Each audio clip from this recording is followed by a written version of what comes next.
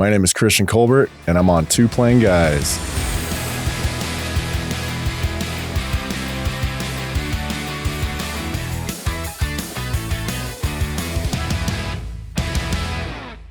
Hey, welcome back to Two Plain Guys. I'm Rick Buffkin. And I'm Adam Beach. Today we got Mr. Christian Colbert hanging out with us from JSSI, regional director with them. Talked to him about operators and maintenance managing solutions.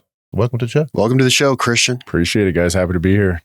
Awesome. Yeah, we were just getting to know each other a little bit. We know each other a little bit. Yeah.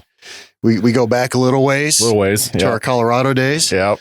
And you were just telling us an interesting story, and I want to start out with that. Uh-oh. What did I talk about? I want to know about this mohawk that you allegedly used and to have. No pressure. This is going out. All your customers are going to know now about this apparent blue mohawk. Yeah, you need to tell us about this.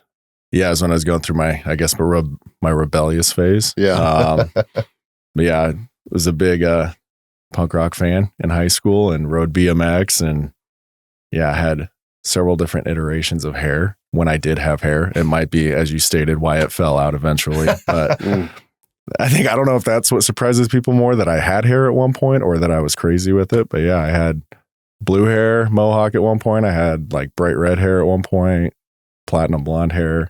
So what years was this that we're talking about here? Like you were early 2000s. Yeah. Okay. So I graduated high school in 2004. We all did crazy things in high school. Yeah. So yeah, I look back on those. I don't regret it. It's funny, but it's going to be my young boys when they get older and they're like, really, Dad? Yeah, we all did crazy things. Apparently some half of the Two Plain Guys team had frosted tips. Yes. I don't know who. This guy. That was last week too. Yeah. No, man. Yeah. I mean, it was a good time to do that. I love the stories like that too. It's funny now because looking back at it, we talk about that, it makes sense with you telling us about your background and like what you used to be into, the music that you used to listen to and things like that. What, you said you were like a punk rock fan? Yeah. And you used to ride BMX bikes too. Yeah. So BMX, competitively or just? No, just. Okay. I always joke and say I'm an adrenaline junkie with no coordination, so I was never very good, but I like to send it and just get try it out. But yeah, I rode BMX into my early 20s. But then that music was just really influential on me. I think it started out just younger and getting into some of that music, and then some of the people I was around and sharing it with me, and fed some of that teenage angst. And still an adrenaline junkie. We found this out about you last night because we went out and had a little bit of fun last night. It's true. Yep. Definitely, your way around firearms, and we did a little shooting last night, and we took the boys out and had some fun. And appreciate that. We had a great time. But yeah, that adrenaline. I mean, you feel it when you get in there. It's like that's a part of you. You forget about that sometimes. Yeah. Even in our day-to-day life, I think we look for that in other, channel it through different ways, like to find that adrenaline fix. Yeah. But in our professional life, it translates differently, now a lot of times. Absolutely. But tell us about your family too. You got a wife and a couple kids at home. I know this is cliche, but I outkicked my coverage. I have an amazing wife that's an incredible mother, super hardworking, very intelligent, makes me a better person. Very lucky to have her. And then, we've got two young boys, under 4 years old. So the house is a little crazy right now, but it's exciting. And talk about adrenaline. That's what keeps me moving is why is he taking that over there? Or he's been quiet for too long. Where's he at? But they're a good time. And I don't know if they're keeping me young or aging me, but it's a blessing. Probably a little bit of both. Yeah. Yeah, so, you guys just relocated recently? Right? Did, yeah. So we were... Pretty big move. Yeah, I grew up in Wyoming, born and raised in Wyoming. Go Pokes. And then had lived in Colorado for about 15 years. Met my wife there. We were, mulling over some things. And I think once, as anybody that has kids knows, your priorities start to shift as you get older. Things look differently. And after a lot of prayer and consideration and research, and, shout out to, again, my wife for finding what ended up being the Greenville area, and an amazing place here. We, made the decision in early January to try and do this thing. And a month and a half later, our house is sold. We're closed on a new house, and we're completely moved with our kids and everything we own down to South Carolina. Life is changing fast. A lot. Yeah. But it's been amazing. Yeah. Incredible place. The people down here are just amazing and very welcoming and very much in line with kind of what we were looking for in the environment that we wanted to raise our boys in and things. So yeah, very blessed on that accord. Okay. So most important question. You live in Greenville, South Carolina now. You're going to have to figure this part out. Clemson Tigers or Gamecocks? Oh my goodness. I can say that because I live in North Carolina. So yeah, that's a good point. Yeah. That's well, I'll keep you posted on that one. Yeah. I'm not sure yet. We'll see who you gotta stay true to your. I'm a baseball guy, so we'll see which one of them gets further along in the playoffs and closer to Omaha. No, we've got your cards. Boston Red Sox don't work in the South. No. You don't have to be a Braves fan. So you just might as well go ahead and succumb. Run the tomahawk chop, and you'll be all right. Funny story about that. So I'm a Red Sox fan, but the entire Colbert side of my family are all Braves fans. My brother's a diehard Braves fan. My cousin, my grandpa was a Braves fan. So I grew up. What happened to you? That's a good question. I like to go my own way. So I think that's kind of what happened there. But yeah, it's grew up watching the Braves on TBS, and so definitely going to have to. A lot of us did. Yeah, get down to the Battery and check out some Braves games. So I've been living in Utah for almost 12 years now, and I'm still, when it comes college football season, I'm University of Michigan fan. Go Blue, always have been. Yeah. So I've got some local teams that I'll watch too and root for, and some that I'll root against. But we still love Michigan, and we still root. Hope that Ohio State loses. Oh, Phil Stearns has heard that. I know. I hope he hears that this time, Phil. So let's talk about what got you into aviation. I get that question quite a bit, and all I can say is it's in my blood. I don't know. My grandpa was, my mom's dad was a pilot, crop dust pilot. From what I hear, he just loved flying. Took my mom up, when she was younger. Unfortunately, he did pass flying. But they think that's where I got it. I've been chasing airplanes down the street since I was a little kid. I grew up in Cheyenne, Wyoming, close to the airport. My elementary school was essentially right next to the airport. It's Air National Guard base. So anytime anything that sounded like it might have an afterburner on it flew over, I'd get in trouble because I'd go running out of my classroom to go see exciting. It. Yeah. So when people ask me that question, I just, I've been fascinated with aviation, all things aviation and flight since I was a little kid. So it's just been a natural progression for me to pursue that passion. And I've been very blessed and, some of the opportunities that I've had and things that I've gotten to experience in that.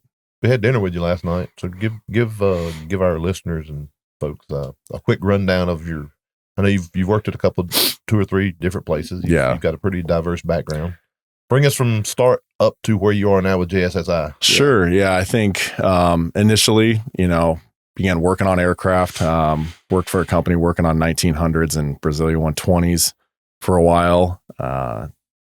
Got to work under some great mentors that taught me a lot about the maintenance side of the house and, how to do things. And from there, I went into my shout out to all the AMPs out there, all the guys that have been doing it for years, because, working those long hours, smelling like jet fuel and hydraulic fluid all the time. We love our mechanics. Love them. It's just they don't get the praise they deserve. It's hard work. You're out on the road a lot, especially on AOG situations. Oh, yeah. I mean, you're away from family and it's tough, and you are everything kind of lands on you. It's why isn't the airplane finished yet? Why, and you're doing everything in your power to keep that aircraft flying and flying safely. So shout out to all the maintenance guys out there. But I went into the flight operations side, got a job with Jeppesen in Centennial in Denver.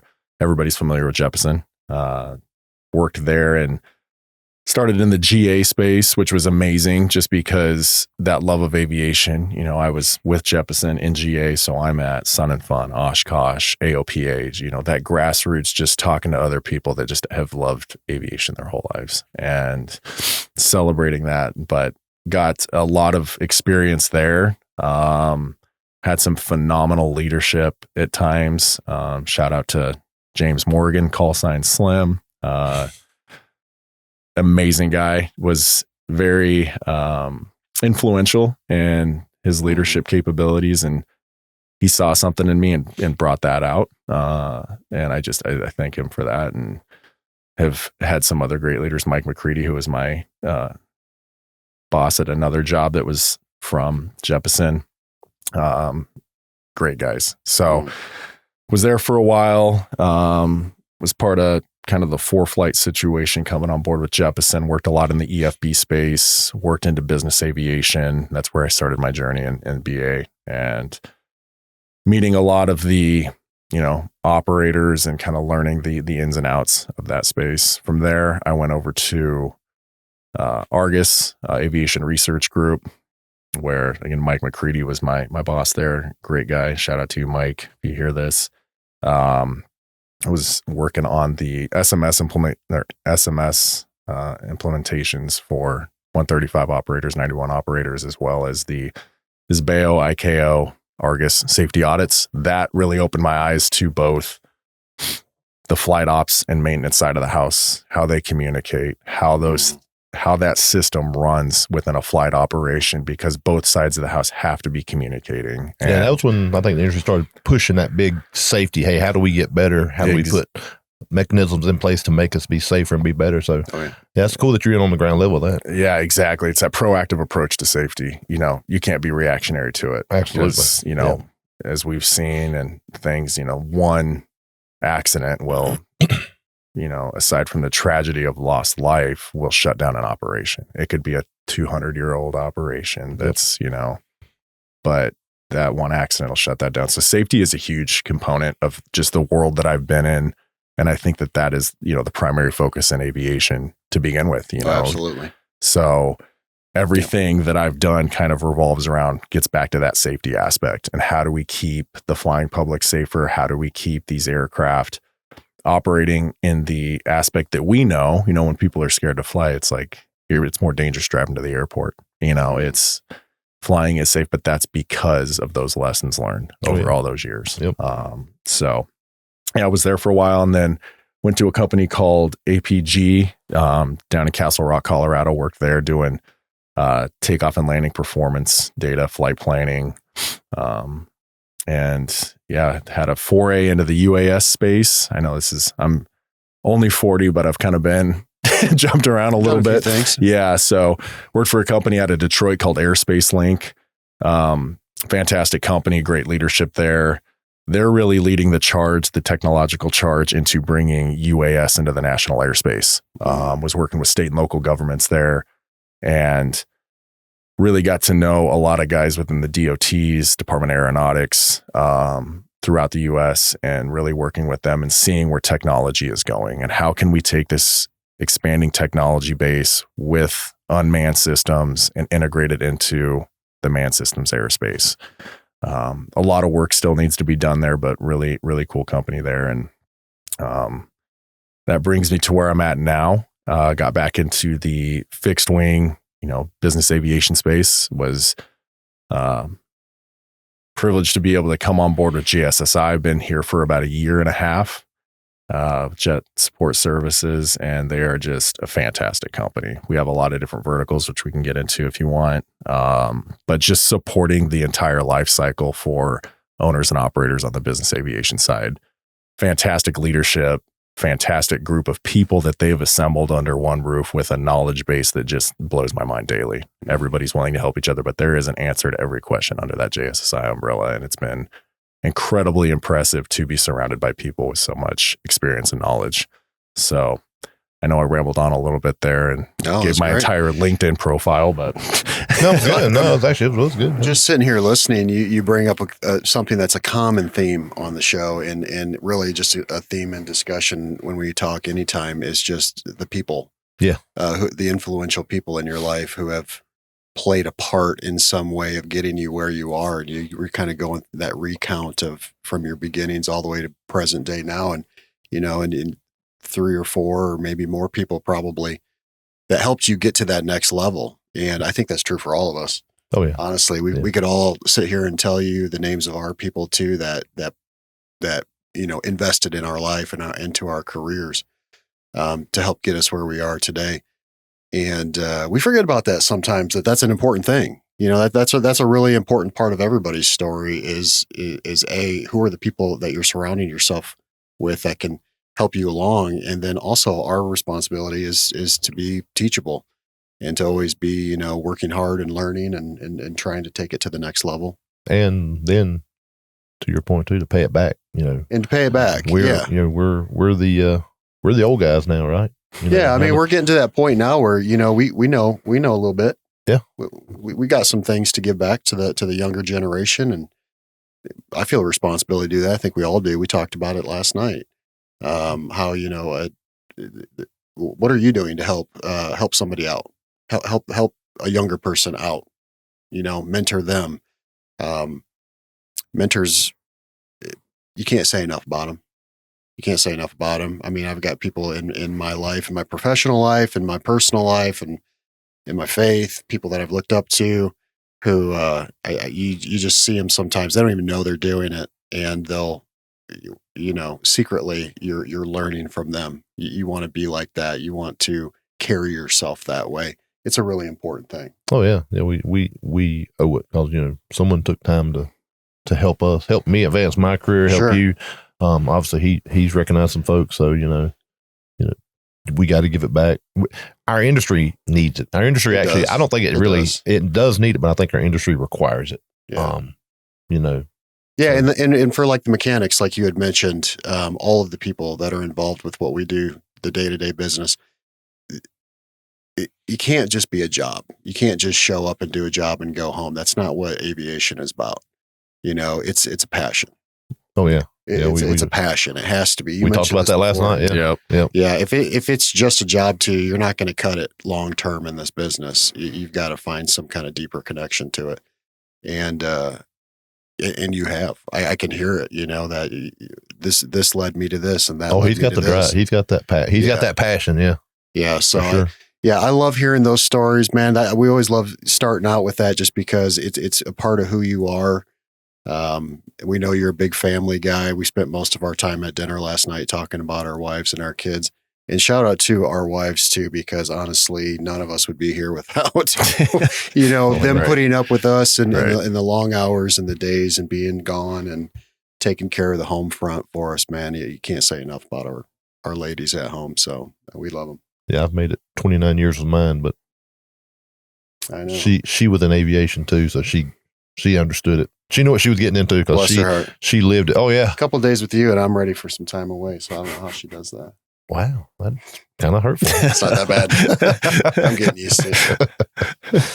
So JSSI, correct me if I'm wrong, but when they first get into aviation, they were only covering like engines, right? Yeah. I mean, the initial, been around for 35 years plus, and the initial JSSI company was, coming in as, programs, things like that. But it was on the engines only, right? Am I right or wrong? I mean, as far as I know, but now you guys are nose to tail. Yeah. So one of the only companies, or the only company that's doing tip to tail on the program side. And we've got a lot of different verticals. And that's one of the things that I try to educate the end user on and the market is that we're not just a one-stop or a single solution provider. So I'm on the Traxall side, maintenance tracking solution software, which we can talk more about, but the verticals that exist under JSSI allow us to leverage a wealth of support and knowledge for the end user, whether that's on the program side, like you said, engines, APUs, airframes, tip to tail, really taking care of the customer on that end. We've also got financing capabilities now for buyers. Cool. Software side on Traxall with maintenance tracking solutions, heavily integrated with some flight tracking partners, flight scheduling partners, I should say, inventory module. And then, we have the JPL side, which is Jets Parts Leasing. So, just an example, I had a customer call me, really needed a windshield for a citation. And as we know, they're super hard to track down. And kind of like a 4-leaf clover. Yeah. Or a unicorn, whichever one you want to try to find first. Yeah. I'm going to do what I can to track this down. Shout out to my colleague Jen in JPL, gave her a call, sent her the information that the customer was looking for. We actually had a citation and teardown, and we got that windshield, the information sent over to him within a couple hours. So the ability of not only for us to, on my end, to provide that maintenance tracking capability and those solutions, but then within a single phone call to source a part for the customer that they need, a very high value part. Yeah. That's, like you said, a 4-leaf clover. We're bringing all that to the table. So if I don't have the answer, somebody within the organization does, and I can get to them within 1 or 2 phone calls, and we can get that taken care of for you. And that's the biggest thing I see with JSSI. And this is kind of cliche to say, we have great support, but no, it's phenomenal. And our focus on the customer is out of this world as far as 24/7, 365, what we're able to do for the end user on a variety of aspects and come through in the clutch and really help them out and prevent those AOG situations, or try to alleviate a lot of that stress that's put on the operator. Because again, going back to maintenance and the maintenance department and flight ops, there's so much stress there because a lot of the flying public, or even some owners, don't understand what goes in to the maintenance side of the aircraft. You guys were Stevens, right. So it's see that a lot. Setting those proper expectations and understanding and educating the customer while also doing everything in our power to keep them flying and keep them happy, and while also, again, educating them on proper expectations. So it's trying to relieve some of that stress on the flight ops and maintenance departments, and we're here to be an asset and an ally to those teams. So it's been amazing. Since you have those conversations so often with operators, and you mentioned educating them a lot, what are some of the big aha, gotcha type of events that pop up for them that you're seeing right now? What are the parts that are hard to find? What are the things that put airplanes down unexpectedly that you see? I think it's having a reactive approach to unscheduled maintenance. A lot of, the way I try to explain it to people that might not be in aviation, it's having, insurance on your car, or it's having a warranty situation set up, because you never know what's going to happen. And especially when it comes to the operational costs that are associated with, especially business and corporate aviation, especially if it's a Part 91 owner, operator, pilot, cost is a very essential part of what's going on. So I think being proactive in educating them on, this is what we've seen in the industry. And, if this is the amount of hours you're flying, this is the type of flying you're doing, this is, we can't predict the future, but we want to be here to cover you. Understanding that we're here to help and not just sell you something. And we have story after story testimonials all over the place of coming through for customers on that end. So the aha gotcha type stuff is really when people are putting, and owners, operators are putting things to the back burner, or they're delaying making a change out of fear. We try to alleviate that with, again, our support, our implementation teams, our training departments. We want to make sure we're coming alongside you in that journey to take away any of that pain and moving into a newer technology or a more capable solution that's going to assist you in your flight operations and help you scale, to set that framework. That's what I tell a lot of these operators is we're helping you set that foundational piece to allow you to scale. Because there's very few operators, especially in the 135 world, that the CEO, CFO, et cetera, they don't want to buy 10 more jets this year. They don't want to, everybody's competing in that space. And so in order to do that, you have to have a strong foundation to build that house on. And JSSI comes in and allows you to start building that foundation to alleviate a lot of that stress and have a full team that's here to support you in scaling out the operation. So that's a lot of the educational piece that I see that I'm passing along. On the Traxall side, especially, that there are options to what people would know as the industry norms with maintenance tracking. Anybody that's in that world knows what I'm talking about, but just the fact that we have such an advanced platform that's continuing to develop and continuing to advance and continuing with these open APIs to be able to integrate with other solutions to bring you a seamless solution that's going to help you on the maintenance side of things and take away a lot of that human error factor. Again, going back to safety. The more people that touch something, the more steps you have to take, the more screens and tabs you've got open, the more you're asking for that human error factor. We're all human. We all mess up. So by streamlining those processes and making sure that with our analyst support within the system, with our teams and our technical advisors, our QC team, you are getting the best data put into that system as possible. And the residual and the payback on that's going to be amazing. So, and it's also, taking away a lot of that workload for allowing the maintenance techs to focus on what they want to do. There's a big joke that A&P stands for airplane and paperwork. So it's, yes, there's a lot of paperwork involved. I always say meant all purpose. Yeah, right. But at the same time, we're here to assist in that. So I don't know if that answers the question, but no, that was a really deep dive, and I appreciate it. What's your quick down and dirty? Because you're a sales guy. Okay, you go into a guy, he's like, I don't fully understand these maintenance programs and what all you offer. Sure. What's the value for me? What's your go-to slogan to make him kind of make the light bulb go off? Yeah, I want to, especially if it's like a director of operations or director of maintenance, how much is he responsible for? What are you doing today? Like, what is your day-to-day look like?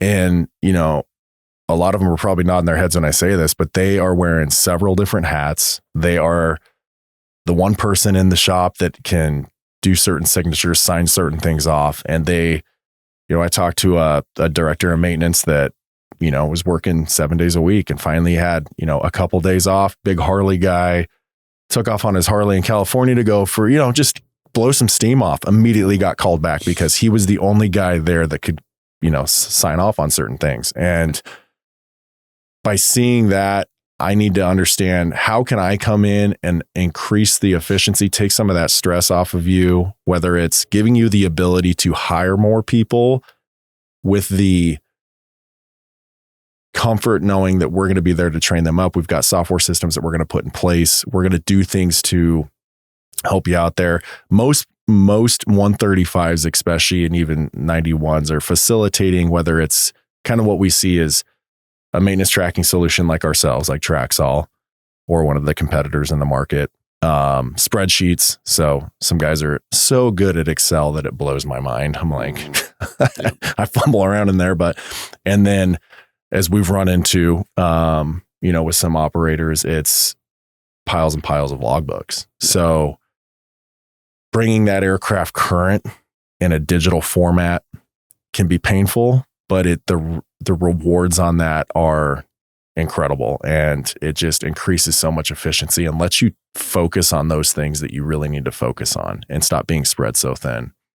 So my big thing is I'm going to come in, I'm going to try to understand where you're at now, what you're doing, what your SOPs look like, and then try to find ways in which I can, again, and you're going to hear me say this word a lot because I firmly believe it, be an asset to you and your organization.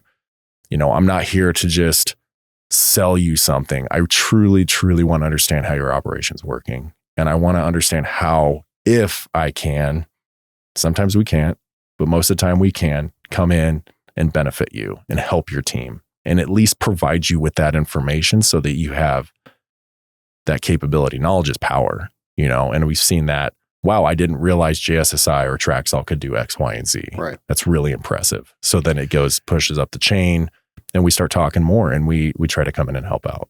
So what I'm hearing here, being a former DOM myself, with a program such as yours, it gives him that option to do some cross training, maybe to his chief pilot, maybe to a flight to another person, a pilot, maybe even a scheduler, to where, hey, if I am out, as long as they understand the program and how to navigate through it, they can answer maybe some of those questions instead of having to bother him, and give him that downtime for him a chance to get away and decompress and unplug for a little bit without having to call, hey, what's the status of this? When's this got to be done? The CEO needs a pop-up trip in 2 weeks. Do I got to call the DOM, see if the airplane's going to be available? They got a tool to help alleviate some of that pressure off of him.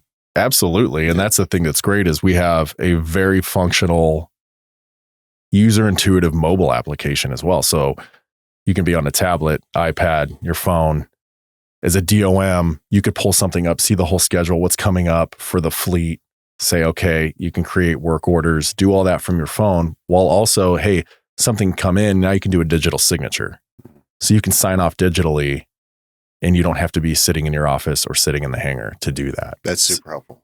No, So, for sure. Absolutely. I mean, just the capabilities to do that. And like I said, you know, the educational piece is just saying, hey, these are the options and solutions that are out there. I just want to make sure that you understand that. And then, you know, working with the operator to kind of have a tailored fit situation and make sure that we're here to help them out. That's something that I appreciate about you, man, is, and I learned this almost right out of the gate when we first met, is that you put in the legwork and take the time to get to know somebody and understand like the challenges, the specific challenges that they're facing. And I think that that's really important in what we all do. You said you're not just trying to make a sale, you're trying to understand, you know, what the need is. We do the same thing every day. You know, we want to go in and we want to actually, the first part, a good part of the, you know, of the initial is getting to know somebody and trying to understand what they need. I don't know how somebody can really truly help a customer until you understand, you know, what their problems are. And so I appreciate that about you, that you come in, you care about people. I mean, we understand that, we've talked and we know that. And, you know, at the end of the day, it's a people business. And we want to understand people and see what we can do to help offer support. And you build a network that way too. You know, you gain friendships, deep, long-lasting relationships, and people that will still continue to call you back. And I know that's like that with you too. I rely on you. You know, I call you a lot when we need things too, and vice versa. You call me, and it works good. It works good across the board.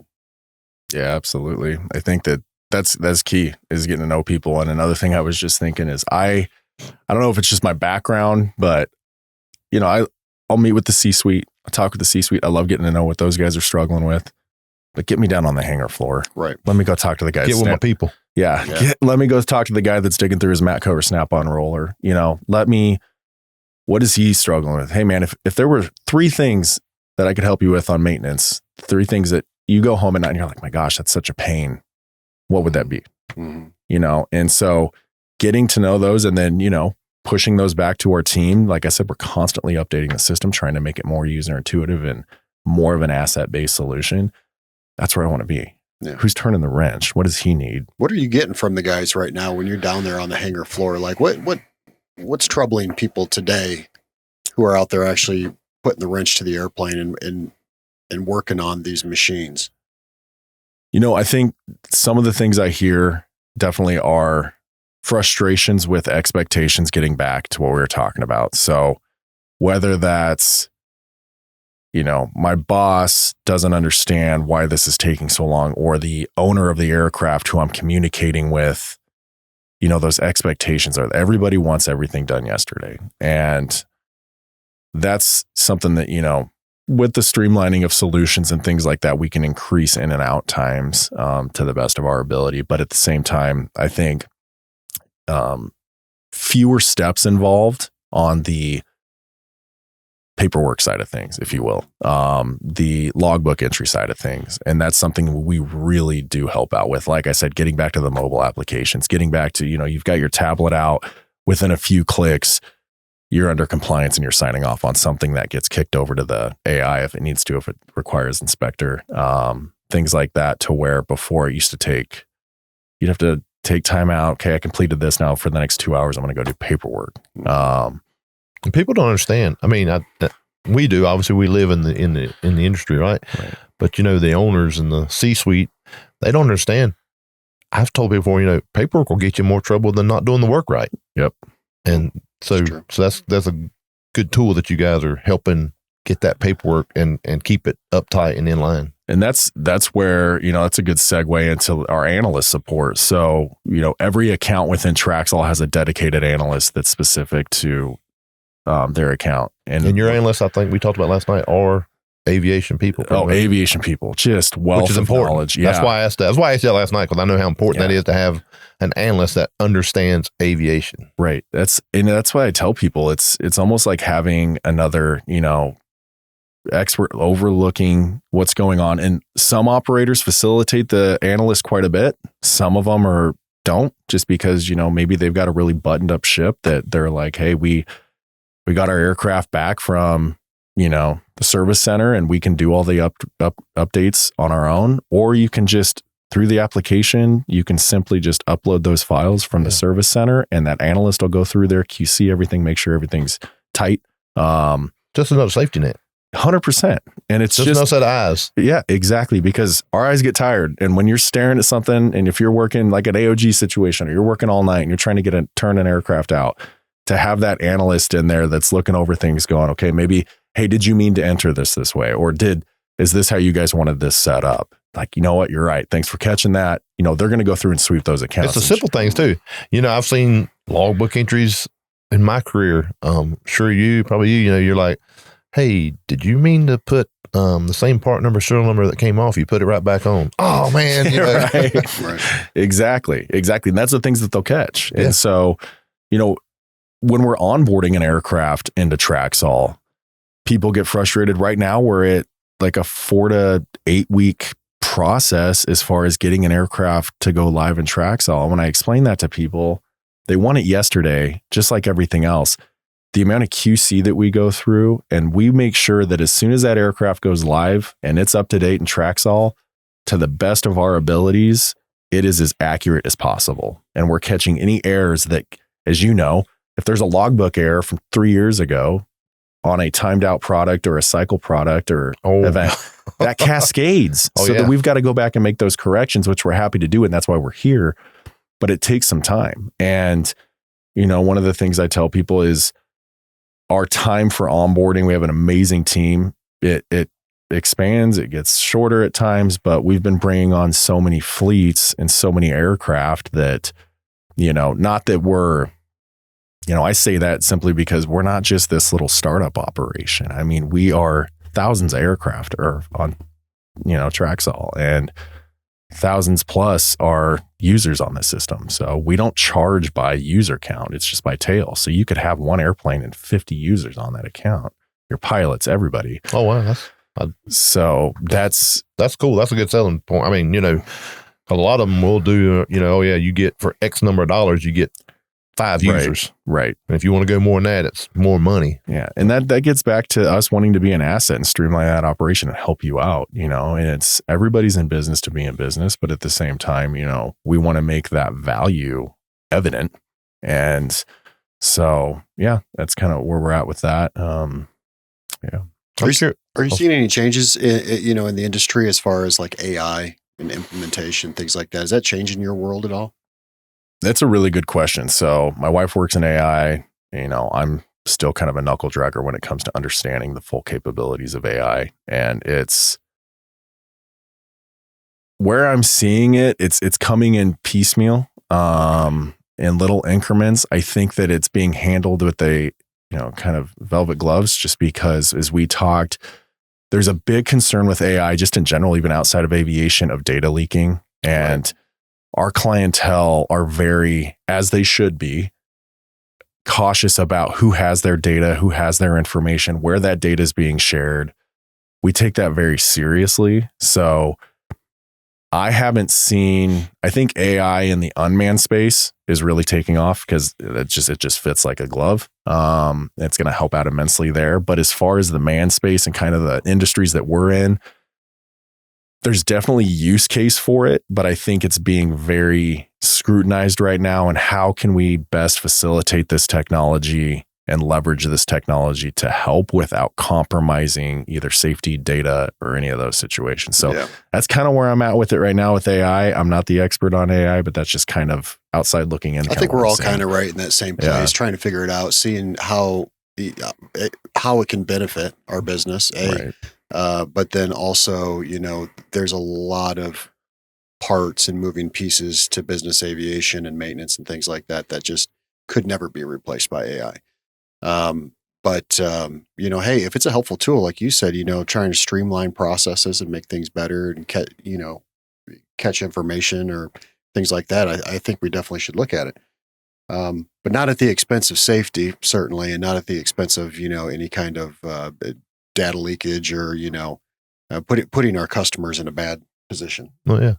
Talk about safety. I'm curious to see, because you mentioned Argus, you mentioned SMS, ICAO, ISBEO, all that. Yeah. So you were kind of, sounds like to me, with companies that were, on the ground floor, we'll call it, when it was really, when the industry recognized, hey, we've got to do something to be safer. Where do you think we have come to in this time span since you've seen it? 'Cause like I said, you've obviously got some background with your companies, to where we're at now as an industry, in regards to SMS and all the safety, that we've got in place. What's your take on it? Yeah, I think it's getting better. It's still, flying is still safe. And unfortunately we see, the instances of when something catastrophic does happen, but it's just like anybody that's in the industry or any type of risk analysis or risk management understands it's the whole Swiss cheese thing. It's not just, that's what I always tell people. As soon as something happens in aviation, they're calling me like I work for the NTSB and I know everything. And I tell people this is going to take a long time. That's why these reports take a year plus to come out, because they have to go, where did this come from? We have to go all the way back to the source of where this problem started. Where did these dominoes start to progress? And with the safety aspect and with the implementation of SMS and people adapting that and using it, you have to have a full buy-in on SMS. It has to be a full shot buy-in. You have to have that just culture in place. Actually, so, I want to pop in when you're there on the SMS one again. When I was with a Fortune 200 company flight department, and actually it took the signature from two of in our C-suite, the corporate level, to go, yes, we're into this. Because it gave us the right on our SMS. If we determined the risk was too much, we as a flight department had the right, the crew, maintenance, we had the right to pull the plug. And when to your point, and I'll let you continue, but yeah, that's great that you brought that up, because it does take a full buy-in from the top down. Yep. And when I say top down, I don't mean just in the flight department, because when you're telling Mr. CEO, we can't get you to your weekend home this weekend because, weather or whatever it may be, that can be unnerving when you're looking at the guy that writes all the paychecks and goes, no, not today. Right. That's so true. And that's the thing, is it's educating the entire company all the way from the top down on, hey, these guys that you're relying on to work on these aircraft or to sign these aircraft off, get them back to airworthiness, etc., you have to trust them. We've seen that. I'm not going to start naming cases, but where an aircraft was pushed through into service and it ended catastrophically. So you have to trust those people in your organization. Trust is such a huge thing. Hiring and finding good talent and finding those people is tough, but once you have them, nourish that talent and educate them and give them the power to do what they need to do to keep you safe. Because like I said, a company could be its CEO, or it could have been around for years, and it's that one accident that just got overlooked. And so SMS is crucial. I don't know if it's going to 91 is still kind of the Wild West. So we'll see how SMS gets plugged in there. But I know of Part 91 operators that are facilitating it like they're a Part 135 or even a 121. That's so good to hear. Yeah. They're just, and it comes from who's coming in and not controlling, but running that operation. And so, you can't have complacency. You can't be like, well, we've been fine for X amount of years. So things are going to be fine, because then it's not ever going to happen to us. So, and that, filters into kind of, like I said, everything I've done with APG or takeoff and landing performance data. Can this aircraft get in and out of here? Love my King Air guys, but we'd give them data. There's no King Airs that are the same, two King Airs that are the same. I'm like, what do you got on yours that's different than the guy down the street? You guys know how that works. So we'd build out takeoff and landing performance data for them. They'd plug in some fields that they usually fly into in Montana and Idaho. And they're like, saying I can't do this. We do it all the time. And I'm like, the airplane's a workhorse. It'll do a lot of things, but we're here to give you the information to make the best call. Who was it? It was Chris Cannon. Yes, one of our guests before. He said, it's never a problem until it's a problem. Right. Amen. Yeah. That's true for so many things, honestly. Yeah. But it's funny. I've heard that so much. I'm sure you have too, oh yeah, well, the numbers say I can't get in there. Well, right. Right. Yeah. Well, I think it goes back to like what you said before. What we talked about is the understanding of the individual operator. Right. You have to know how are you running your ship. What is this? Tell me about this airplane specifically. It's not just this keystroke that you can do, plug them in and pop out a number for somebody and say this is good for everybody. It's not. Right. It's very individualistic. Everybody's different. And to take the time to go and understand them a little bit, I think that's the key. Yeah. I mean, you start running them numbers and I don't know. I can't understand. If I was a pilot, I'd be like, thank you. Yeah. Well, thank you, because I went in there wet. I went in there, right. When I shouldn't. And yeah, luckily you got her down on the deck and you got her stopped and everything was good, but it would have only took, it don't take much to skew that. And then you're in a bad situation real quick. And, you've heard me say it, in the aviation, we don't have room for mistakes. And when mistakes happen, it gets it's so amplified because it usually is, at a minimum, it's a huge cost impact to somebody. Then you start factoring in, the other consequences. I mean, all the way down to the loss of lives and things like that. I mean, people need these tools that these companies are offering to say, hey, while you've done it before and got away with it, it's probably not the best practice to keep rolling the dice. Right. And that gets back to that complacency again. I mean, with takeoff and landing procedures, I mean, you look at an engine out procedure coming out of Eagle or Aspen, Colorado. On a hot day? On a hot day. Loaded. Oh, yeah. It's your margins for error are minuscule. Oh, yeah. And, I'm not saying this is any one person, but I have flown in and out of here for the last 20 years. They skip a checklist item. They're like, I know what the engine out procedure is. That's when it happens. And it's so crucial not to be complacent and to just continue to get back to those core fundamentals, whether that's maintenance. If you need to take a timeout and just breathe for a second and walk off the hangar floor and go get some fresh air, do it, because you're going to start to skip things either intentionally or subconsciously. And that's where, the human factor has to be considered in a lot of those things. So it's, we've all been to, how many safety days put on and things like that. And we hear the same things over and over again, but our industry and, what Stevens does, what JSSI does to the best of our ability is trying to help with some of that and alleviate some of that human factor and be an asset to these operators and let them know they're not out there alone trying to handle all this stuff. Mm-hmm. So this is the world that you come from. I can tell right now that like Christian speaking your language here. Oh yeah. I mean, you're putting on your DOM hat right now. Oh yeah. You're listening to it, so I'm just watching it happen. But yeah, this is the conversation that you have every day. Right. Yeah, we lived it. We lived it. We it was a good flight department. Yeah. I mean, and highly trained professionals. But when we started looking at stuff through, information that's out there, we started looking like we don't need to go to that airport. Yeah. We've got lucky, we implemented it on the floor. We started limiting duty days. When I got in aviation, I was a mechanic. I was the road mechanic. Yeah. I can tell you how many trips I've run and worked straight through a night, sleep in the truck for a couple, 2 or 3 hours to get home. Only to get home to grab the tool bag to throw in the toolbox for them and go, hey, we got another busted one here. And you're just right back at it. It was just how it was. So this is an interesting dynamic because I'm going to turn to you and I'm going to say, okay, so let's say you're the DOM of a 135 operation. You got 3-4 airplanes. Christian shows up. What questions do you have for Christian? I mean, I would ask him. He's saying a lot of stuff here and you're listening to it, but what, like if he comes in, what's the important thing to the DOM that Christian needs to know about?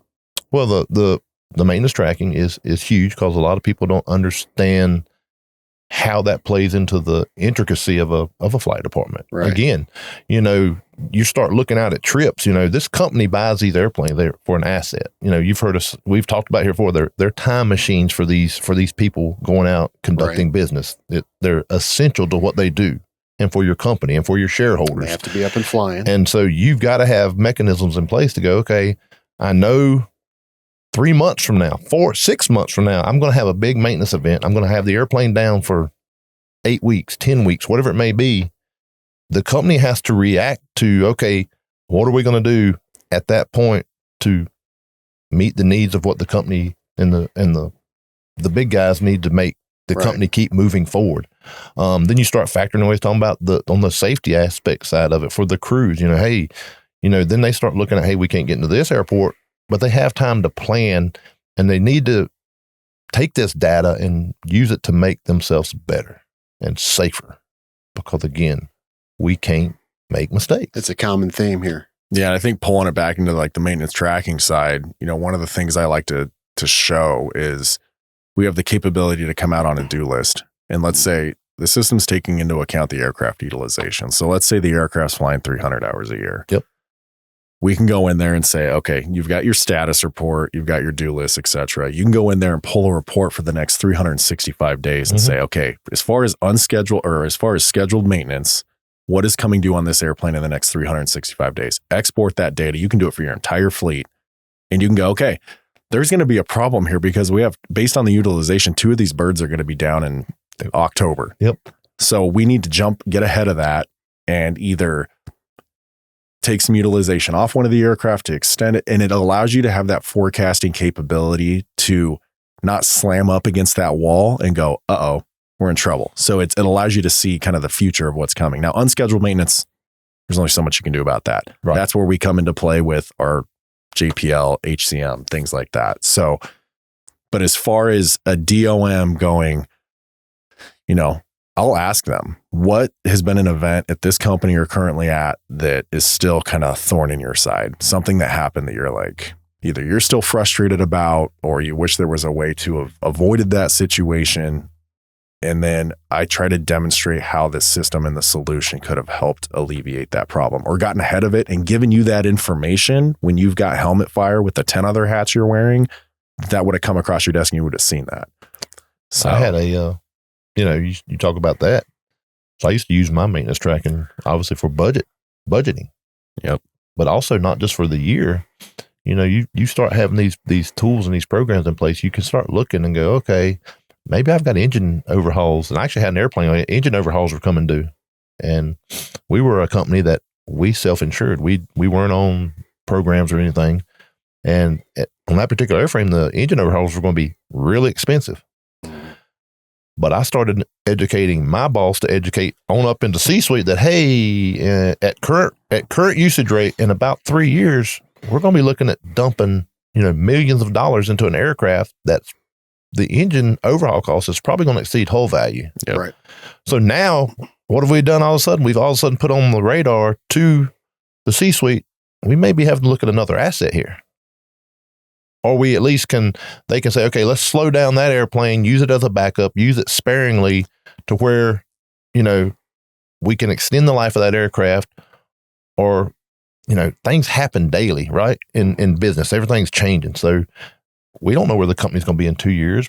But if they've already got this stuff on their radar and then we start maybe you have a bad year financially, you can react to this stuff and it don't catch you off guard. Right. Because you walk into the CEO and go, hey, by the way, next year we're dumping a bunch of money in these engines and the airplane ain't worth that. So that's where these programs are so that's where like somebody valuable. like Christian shows up and then all of a sudden, you've got a solution-based approach to everything you're talking about. Oh, yeah. I mean, yeah.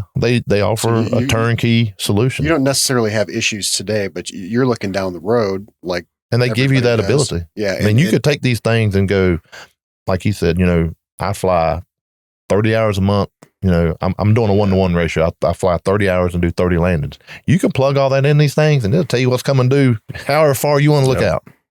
And that's, being able to show that. One of the pain points I was thinking about as well is with anything. I mean, my wife's like, we need a different insurance provider. And I'm like, I don't care if we're saving $10 a month. Just leave it where it's at because it's a headache. Mm-hmm. It's the same idea. They're like, I have solution X. Why would I need you guys? I don't want to, it's fine. I've got 15 different complaints about it. They're driving me crazy on this or that, or I wish it did this. And I'm like, we can help you with that. I'm retiring in 2 years. I never want to see another airplane again in my life. I'm not changing anything. how is, 1 or 2 months and with our team coming out, training your whole team, doing follow-up training, working with our incredible internal QC teams and implementation teams to switch you over, to rip that Band-Aid off real quick. And not only to be most of the time helping you out on the bottom line with the CFO is going to be like, fantastic job. Thank you for doing that. But also in the processes. And like I said, again, scaling. Hey, I need to hire 5 more techs. Cool. We'll sit down with them and train them one-on-one and make sure that they're aware how to use this. I've been working with service centers all over the West Coast, making sure that they understand. Do you guys know how to get into Traxol? Do you know how to use Traxol? If so, great. Here's my information. If not, let's get you guys trained up, because there's more and more tails that are going to be coming in here with Traxol on it. So, working every phase of the industry and the market to try to help them out. But yeah, as far as the DOMs, director of operations, really letting them know, hey, I'm not just coming here and handing you a box that says Windows 95 on it and saying, plug it in, good to go. I'm going to walk with you through this process. This is a nuanced process. We're going to work with you in your current SOPs and show you how to use this program to really benefit your operation. It's going to take a couple months, but it's going to be well worth it. So, and you guys are going to be there right alongside 100%. Them every step of the way. That means a lot, I think, to everybody. And I think you're right. I think that everybody's that's currently has their own processes or systems or, maintenance tracking or whatever that might be. There's a little bit of it, like it's just too much of a headache to switch.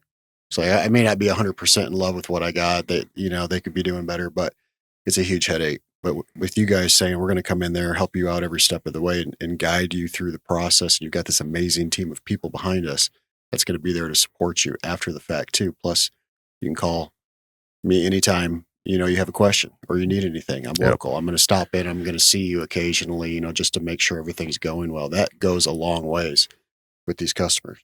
Yeah, I think that was my last question I had on the list. We've about had Christian here for an hour, but the last question was, what are misconceptions operators have about maintenance programs? And I think we've discussed that for about the last 20 minutes. So hopefully they understand the value proposition. We've had a long discussion about it, but I think it's safe to say that people that do listen to this and maybe have been considering switching or seeing if there's something better out there, they may want to reach out to you or to JSSI or somebody. How can they find you? What's the best way for them? If somebody has questions, what would you tell them to go outside of calling you directly?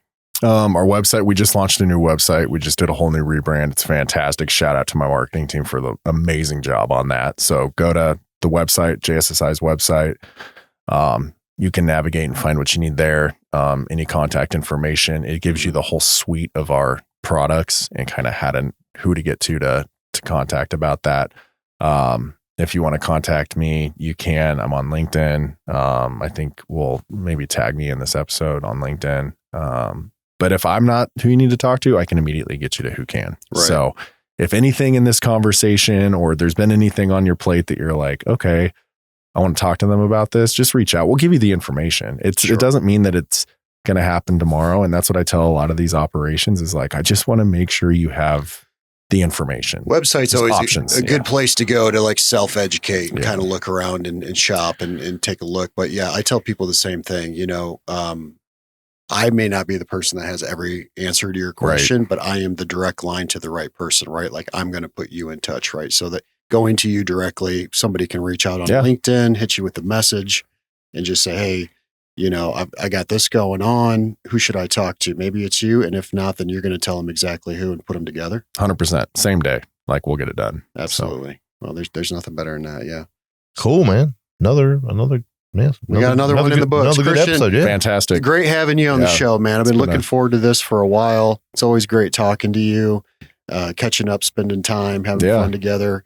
We'll be in touch. But yeah. Welcome to South Carolina. Figure out Clemson or Gamecock. Next time we talk, we're gonna need an answer on whoever gets closer to or gets into Omaha. We'll so that's on them. If any of you guys are listening, those ball clubs, let's go. But yeah, it's it's been an honor. I really appreciate you guys having me on. And it's just, I've told Adam you guys this last night. It's been amazing working with everybody at Stevens. Everybody I've interacted with at Stevens has just been fantastic. Well, the whole reason for this is we want to talk to people who are in the industry that keep things moving. Yep. And as much as you appreciate it, we appreciate you being here. So Wrap it up, Rick. Yep. Always a pleasure. For me, apparently not for you, but we'll work on that. Yeah, right. Yeah, check out the show. Go to check out our social medias too, at Two Plane Guys, Instagram, Facebook. You can find us, stevensaerospace.com. Check out the website. Find me and Adam on LinkedIn. So if there's any questions. We're out there. All right. All right. That's it. Thanks a lot. Thanks, Christian. You bet. Thank you guys. Bye-bye.